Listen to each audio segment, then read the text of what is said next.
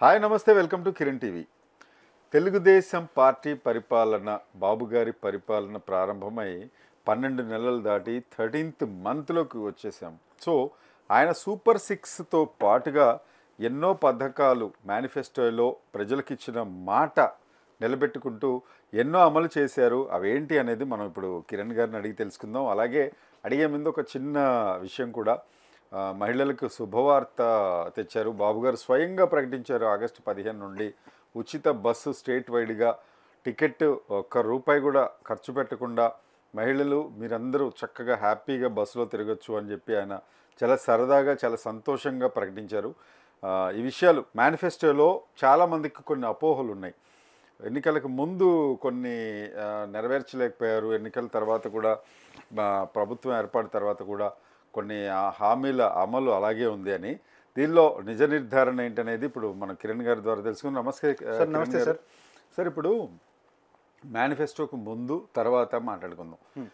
ఇది ఎలా ఉంటుందంటే సార్, చాలామంది అంటే అవతల పార్టీల వాళ్ళు ఎంత బాగా చేసినా, ఎంత పనితనం చూపించినా, ఆయన రాజకీయ ధురంధరుడు. ఒక విషయంలో చెప్పాలంటే చంద్రబాబు నాయుడు గారు, ఆయనకి చెప్పాల్సిన అవసరం ఎక్కడా కనిపించదు, అనిపించదు ఎవరికి కూడా. ఎందుకు అనంటే ప్రజలు చాలా కీన్గా వాచ్ చేస్తారనే విషయం ఆయనకు తెలుసు. మేనిఫెస్టోలో ఏం చెప్పారు, ఏం చేయబోతున్నారు అనేది అంత క్లియర్గా తెలిసినా కూడా, ఇన్ని పథకాలు అమలు జరుపుతున్నా కూడా ఎందుకు బురద జల్లే ప్రయత్నం చేస్తున్నారు చాలామంది ఎక్స్ పార్టీ వాళ్ళు.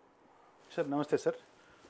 సార్, మనం చూస్తున్న ప్రస్తుత రాజకీయాల్లో అపోజిషన్ గవర్నమెంట్ ఏ పని చేసినా దుమ్మెత్తిపోయడమే పనిగా పెట్టుకుంది సార్. బట్ అయితే ఈ దశలో కూడా ఇప్పుడు కూడా 1 year పరిపాలన ఈ ప్రతిపక్షాన్ని మంచి పని చేసినా దుమ్మెత్తిపోసే ప్రతిపక్షం నుంచి చంద్రబాబు నాయుడు కూటమి ప్రభుత్వం 1 సంవత్సరం పాలన దిగ్విజయంగా ముగించుకున్నారు సార్. ప్రజలను మన్నన కూడా పొందింది. దాంతోపాటు వాళ్ళు ఏదైతే హామీలు ఇచ్చారో సూపర్ 6 పథకం, దాంట్లో మొట్టమొదటిగా దీపం పథకం ప్రవేశపెట్టాడు. సక్సెస్ఫుల్గా మహిళలకి తెలుసు కదా సార్, మహిళలకు 3 సిలిండర్లు ఇవ్వడం అంటే చాలా రోజుల తర్వాత అప్పుడెప్పుడు చంద్రబాబు నాయుడు గారు ఉమ్మడి ఆంధ్రప్రదేశ్లో ఉన్నప్పుడు పెట్టారు సార్. తర్వాత ఇప్పుడు సూపర్ 6 దాంట్లో భాగంగా వస్తూనే ఫస్ట్ దీపం ఇచ్చారు సార్, బడ్జెట్ లేకున్నా కూడా. దానికన్నా ముందు వచ్చిన మొదటి నెలే శాలరీస్ కూడా ఇవ్వడానికి కష్టంగా ఉన్న గవర్నమెంట్లో వృద్ధులకి 60 ఏళ్ళ పైబడి వృద్ధులకి ₹4,000 ఫంక్షన్ చేశారు సార్. అది కూడా సత్వరమే అమలైపోయింది. వెంటనే వచ్చిన నెలే 4,000 ఉదయమే ఇంటికి తీసుకెళ్ళి ఇచ్చి అందరూ వండర్ అయ్యారు సార్. పవన్ కళ్యాణ్ గారు కూడా ఏమంటే అసలు ఆయన ఎలా చేశాడు, ఆయన సీనియారిటీ ఇందుకు నిదర్శనం. ఆయన కూడా ఆ విషయంలో ఒక మంచి కామెంట్ చేశారు, మంచి స్టేట్మెంట్ కూడా ఇచ్చారు. ఆయన ఎట్లా వర్కౌట్ చేశారేమో మొదటి నెలలే మాట నిలబెట్టుకున్నారు. గ్రేట్ అని పవన్ కళ్యాణ్ గారు కూడా చంద్రబాబు నాయుడు గారి అనుభవాన్ని ఒప్పుకున్నారు సార్. దాని తర్వాత ప్రతిపక్షాలు ఈ సూపర్ 6 ఇంకా అంటే వెంటనే వచ్చిన వెంటనే 2 పథకాలు అమలు చేసిన వెంటనే గవర్నమెంట్ బడ్జెట్ ఏంటి, గవర్నమెంట్ ఏంటి, గత ప్రభుత్వం ఎంత విధ్వంసం చేసింది, ఇదంతా చూసుకోవడానికి కొంచెం టైం పట్టింది సార్. గత ప్రభుత్వం లెక్కలేంటి, ఐఏఎస్ ఐపీఎస్ వీళ్ళందరూ మారిన తర్వాత ఆర్థిక శాఖలో చంద్రబాబు నాయుడు అంతా చూసుకున్నారు సార్. విధ్వంసం చేసి అప్పులు చేసి వెళ్ళిపోయారు. ఎక్కడా కూడా ఆదాయ మార్గాన్ని పెంచలేదు సార్.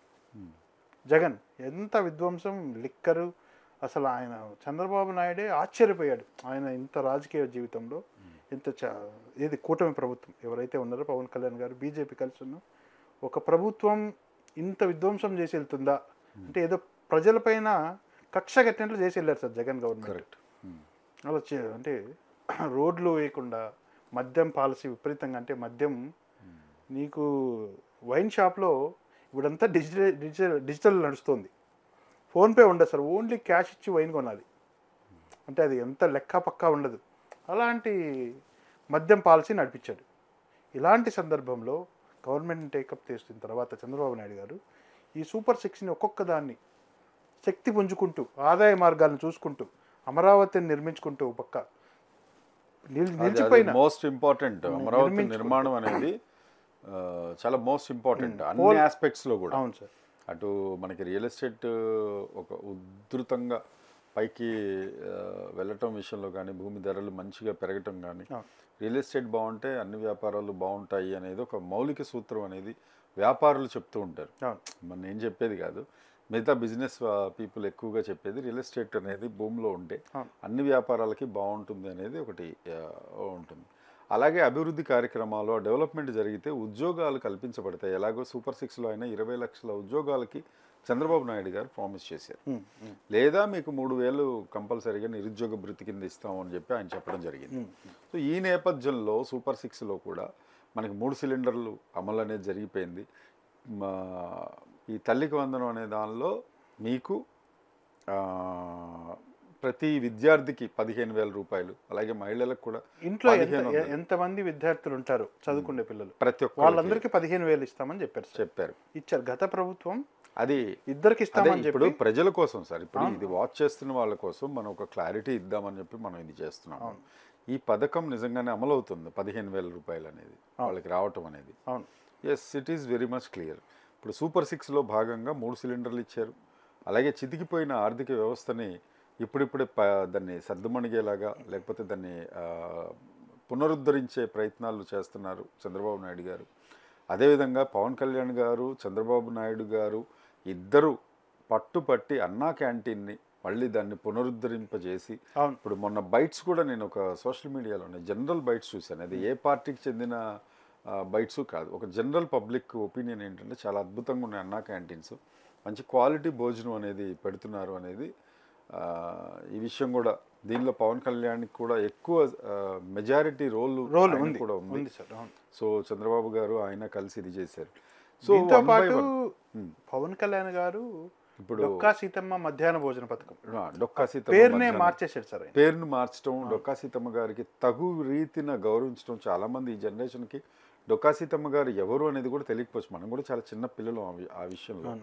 సో ఆవిడ వచ్చిన వారిని లేదనకుండా ఆవిడ సాయశక్తుల, ఆవిడ సంపదను, ఆవిడ ఆస్తులన్నీ కూడా మన లెక్క చేయకుండా ఆవిడ వచ్చిన వాళ్ళందరికీ భోజనం పెట్టి పంపించేవాళ్ళు ఆ రోజుల్లో. అలాంటి ఒక మహాతల్లి పేరు, అన్నం పెట్టే అన్నపూర్ణమ్మ తల్లిలాగా భావించి పవన్ కళ్యాణ్ గారు ఆవిడ పేరు పెట్టడం క్యాంటీన్కి అనేది ఎంతలా గౌరవించుకున్నారు సార్, గౌరవించుకున్నారు. ఎస్.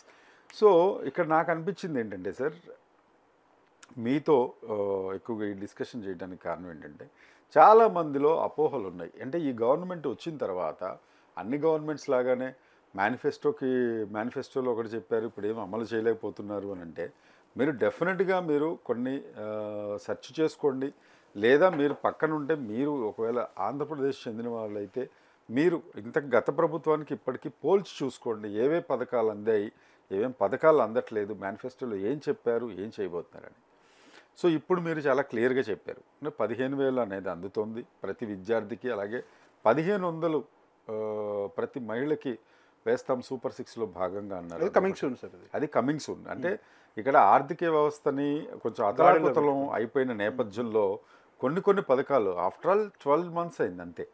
ఇప్పుడు కూటమి గెలిచి 12 నెలలు అయింది కాబట్టి దాదాపుగా 5 సంవత్సరాల పాటు జరిగిన విధ్వంసంలో ఏదైతే ఆర్థికంగా వ్యవస్థ కంప్లీట్గా దెబ్బతిన్నదో ఆ టైంలో కూడా ఈ పథకాలన్నింటినీ సాయశక్తుల కంపల్సరీగా మన ప్రజల కోసం చేద్దాము అనే ఉద్దేశంతో చంద్రబాబు నాయుడు గారు ఉంటారనేది it is very much clear. Because ఒకవేళ అమలు చేయలేకపోతే చెడ్డ పేరు వస్తుంది, అది మళ్ళీ వచ్చే ఎన్నికలకి ఎఫెక్ట్ పడుతుంది అని తెలియనంత అమాయకులు కాదు సార్. చంద్రబాబు నాయుడు ప్రజాస్వామ్యానికి భయపడుతూ ఉంటాడు సార్. ఎవ్వరికి కాదు, ప్రజలకు భయపడుతూ ఉంటాడు. ప్రజలకు ఆన్సరబుల్ అని ఆయన చాలా భయపడుతూ ఉంటాడు సార్.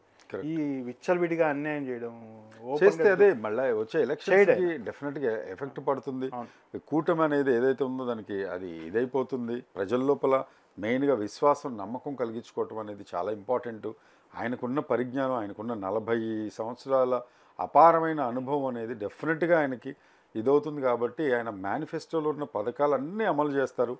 12 నెలలే అయింది కాబట్టి ఇంకొంత టైము వేచి చూద్దాం అనేది ఆయన ఉద్దేశం కాదు. తప్పకుండా సార్. వస్తూనే ఫస్ట్ ఏది రన్ కావాలి వెంటనే పోలవరంని కమిటీ పెట్టేసుకున్నారు సార్.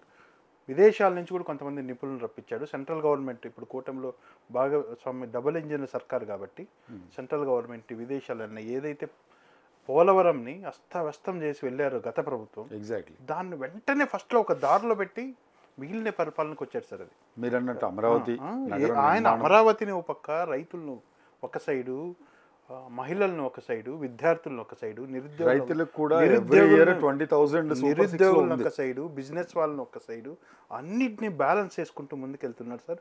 దానికి కావాల్సిన రహదారులు నిర్మిస్తున్నాడు, ఇన్ఫ్రాస్ట్రక్చర్ క్రియేట్ చేస్తున్నాడు. దాంతోపాటు పవన్ కళ్యాణ్ గారు, చంద్రబాబు గారు ఒక ఫస్ట్ టైం కూటమిగా, చంద్రబాబు గారు ఎప్పుడూ వేరే వాళ్ళతో ఇలా షేర్ చేసుకోలేదు. వీళ్ళిద్దరూ ఒక అన్నదమ్ముల్లాగా, అంటే ఎక్కడి నుంచి వచ్చిన వాళ్ళు సార్. ఇంత ఒద్దిగ్గా 1 year పాటు మామూలుగా కార్యకర్తల్లో రకరకాలుగా పార్టీలోనే, సొంత పార్టీలోనే చాలామంది కార్యకర్తలు, నాయకులు గొడవలు ఉంటాయి. అలాంటిది కూటమిగా ఏర్పడినప్పుడు చాలా ఉంటాయి. అలాంటి అన్నింటినీ సమన్వయం చేసుకొని బీజేపీ సమన్వయం చేసుకుంది కాబట్టే 12 నెలలుగా చాలా స్ట్రాంగ్గా నిలబడ్డారు. పవన్ కళ్యాణ్ గారి జనసేన పార్టీ అండ్ చంద్రబాబు గారి తెలుగుదేశం పార్టీ, వాళ్ళిద్దరి మధ్యలో అంటే అధిష్టానంలో, అధినేతల్లో ఒక మంచి సమన్వయం, అండర్స్టాండింగ్ ఉండబట్టి కూటమి అనేది బలంగా నిలబడింది. అలాగే ఇంకొక 5 ఏళ్ళు కూడా ఎలాంటి ఢోకా లేదు. డెఫినెట్గా ఈ పథకాలు కానీ అవి కానీ ప్రజలకి చేరినంత కాలం నో డౌట్ అబౌట్ ఇట్ అనేది నా ఇదండి. At the same time quantum city అమరావతిలో సార్ వెంటనే ప్లాన్ చేశారు. 2 ఏళ్ళలో అది కూడా ఓపెన్ అయిపోతుంది సార్. ఇండియాలోనే కాదు, సౌత్ ఏషియాలోనే ఫస్ట్ అది. యుఎస్ తర్వాత ఇండియాలోనే. అంటే అంత షార్ప్గా ఈ ఏజ్లో, 76 సంవత్సరాల ఏజ్లో వన్ సైడ్ సామాన్య ప్రజలతో కనెక్ట్ అవుతున్నాడు. ఆయన టెక్నాలజీతో కూడా పరుగులు పెడుతున్నాడు. టెక్నాలజీతో ఆయన ఎప్పుడు కనెక్టెడ్గా ఉంటారనే విషయం మనకి హైదరాబాద్ హైటెక్ సిటీ నిర్మాణం అప్పుడే మనకు అందరికీ తెలుసు. సో ఇదంతా ఏదో రాజకీయంగా ఒకళ్ళని మాత్రమే మనం వెనకేసుకొస్తున్నాము, మిగతా వాళ్ళని వెనకేసుకు రావట్లేదని కాదు. మంచి పనులు చేస్తే డెఫినెట్గా ఎవరైనా సరే, ప్రతిపక్షం కూడా మంచి క్వశ్చన్ అడిగితే భలే మంచి క్వశ్చన్ అడిగారండి. ఇప్పుడు కూడా మనం వేరే స్టేట్లకు వెళ్తుంటే డెఫినెట్గా చంద్రబాబు నాయుడు గారు ఇంకా హైదరాబాద్ ఆయన ఆధ్వర్యంలోనే ఉంది అనుకుంటున్నారు సార్ బయట వాళ్ళు. నాయుడు గారు అంటే హైదరాబాద్ ఆయన ఆధ్వర్యంలోనే, అంటే మైండ్ సెట్ అలా. సింగపూర్ లాంటి సిటీస్లో ఇప్పటికీ అక్కడ ప్రజలకి చంద్రబాబు నాయుడు గారు అంటే మన రాష్ట్రం చాలా మందికి విడిపోయిందని తెలుసు, కానీ అందులో అంటే ఆయన నిజంగానే మీరన్నట్టు హైదరాబాద్ అనగానే చంద్రబాబు నాయుడు గారు అప్పట్లో గుర్తొచ్చే సందర్భాలు నేను కూడా విన్నాను వేరే స్టేట్స్ అంటే వేరే కంట్రీస్కి వెళ్ళినప్పుడు. సో అంతలాగా ఇక్కడ ఇంపాక్ట్ చేశాడనేది అర్థం అండి. మిగతా నాయకులను ఏదో డిగ్రేడ్ చేయటమో లేకపోతే ఇంకోటో కాదు. అయితే ఇక్కడ ఇంకొక విషయం సార్, ఇప్పుడు రాబోయే కాలంలో ఎన్ని పథకాలు అమలు చేస్తారు, అలాగే మనకు ఆర్థికంగా ఎలా బలోపేతం చేయదలుచుకుంటున్నారు సార్? చంద్రబాబు నాయుడు గారి సూత్రం ఎప్పుడు, ఆయన ప్రణాళిక సంపద సృష్టించడం అనే దానిపైన కట్టుబడి ఉంటాడు సార్. దానికి ఏం చేయాలి, ఇన్ఫ్రాస్ట్రక్చర్ ఏం చేయాలి. అందుకని ఉదయం లేచినప్పటి నుంచి ఆయన షెడ్యూల్ మీరు చూస్తుంటారు, ఎప్పుడు మనకు లైవ్లో మీడియాలో కనిపిస్తుంటారు. ఆ ప్రోగ్రాం ఈ ప్రోగ్రాం రకరకాల వాళ్ళతో మింగిల్ అవుతూ ఉంటారు. ఆయన సంపద సృష్టించి దాన్ని తద్వారా ప్రజలకు ఆ ఫలాలను అందించాలనేదే అనేది సార్. దాంట్లో ఒక పక్క రైతుల్ని, ఒక సైడు ఈ ఐటీ వాళ్ళని, విద్యార్థుల్ని అందరినీ సమన్వయం చేసుకుంటూ వెళ్తుంటాడు సార్. అవును. సో అందుకనే కదా సార్ రైతులకు కూడా ఇప్పుడు 20,000 పర్ యానమ్ 20,000 వాళ్ళకు కూడా మనం 20,000 ఇవ్వాలి అనేది కూడా సూపర్ 6లో ఒక భాగంగా అటు రైతులు కావచ్చు, ఇటు స్టూడెంట్స్ కావచ్చు, ఇటు అమరావతి నిర్మాణం, లేదా మహిళలకి ఈ ఉచిత 3 సిలిండర్లు అనే పథకం కావచ్చు, ఇంకోటి కావచ్చు. అయితే ఇవన్నీ మేనిఫెస్టోలో ఇవన్నీ ఖచ్చితంగా అమలు చేస్తారు అనే ప్రగాఢమైన నమ్మకం అటు ప్రజల్లో కూడా ఉంది సార్. విడిపోయిన తర్వాత ఆంధ్రప్రదేశ్ విడిపోయిన తర్వాత కొన్ని కష్టాలు ఎదుర్కొంది, రాజధాని లేకుండా కష్టాలు ఎదుర్కొంటే ఇప్పుడు కూటమి సర్కార్లో సెంట్రల్లో బీజేపీ మన ఏపీ గవర్నమెంట్ పైన కొద్దిగా ఆధారపడింది. అలానే ఆధారపడిందని ఆయన ఇదిగా చూడలేదు. రిక్వెస్ట్గానే సెంట్రల్ గవర్నమెంట్ నుంచి సింహభాగం బడ్జెట్ తీసుకొచ్చుకుంటున్నాడు సార్. అదే సార్, అదే ఎందుకో మనం ఇవన్నీ డిస్కస్ చేసామనంటే చాలా అపోహలు సోషల్ మీడియాలో ఉన్నాయి.